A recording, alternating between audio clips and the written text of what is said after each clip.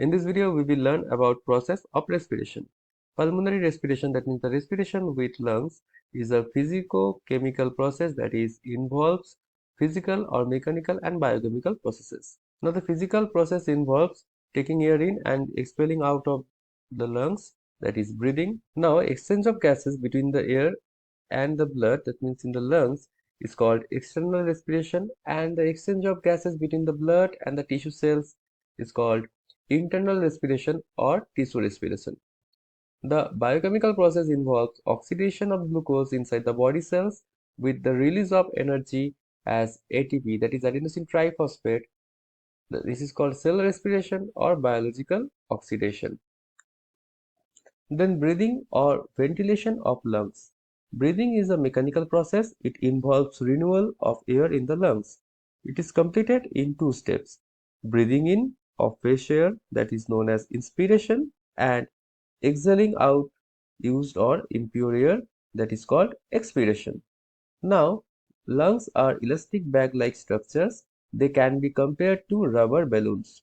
They lack muscles, hence cannot contract or expand on their own. Secondly, lungs are closely fitted in the thoracic cavity, which is airtight. Therefore, lungs expand or contract with the expansion or contraction of thoracic activity brought about by the respiratory movements of rib cage and diaphragm.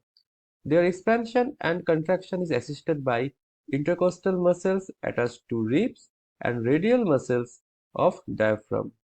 So, if we consider the process of inhalation and exhalation, so in case of inhalation, the intercostal muscles of ribs, they contract, so the ribs move forward and upward, and the radial muscles of diaphragm contract.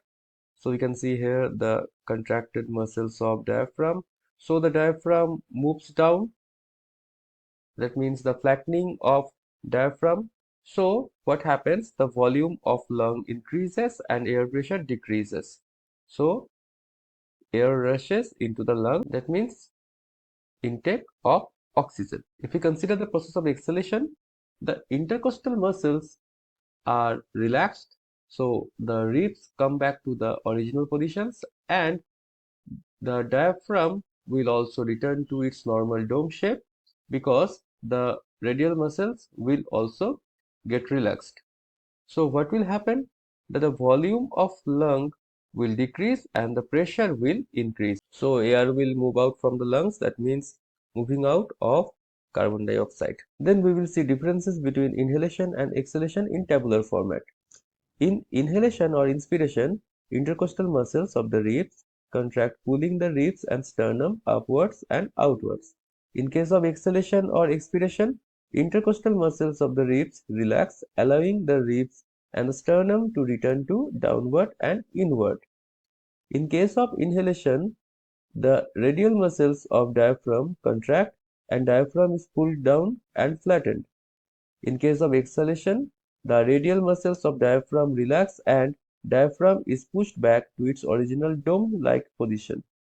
In case of inhalation, volume inside the thorax increases and the same decreases in case of exhalation. In case of inhalation, the pressure inside the lungs decreases and outside air rich in oxygen rushes in through the nostrils. In case of exhalation, the pressure inside the lungs increases and the inside air rich in carbon dioxide and water vapor is forced out through the nostrils.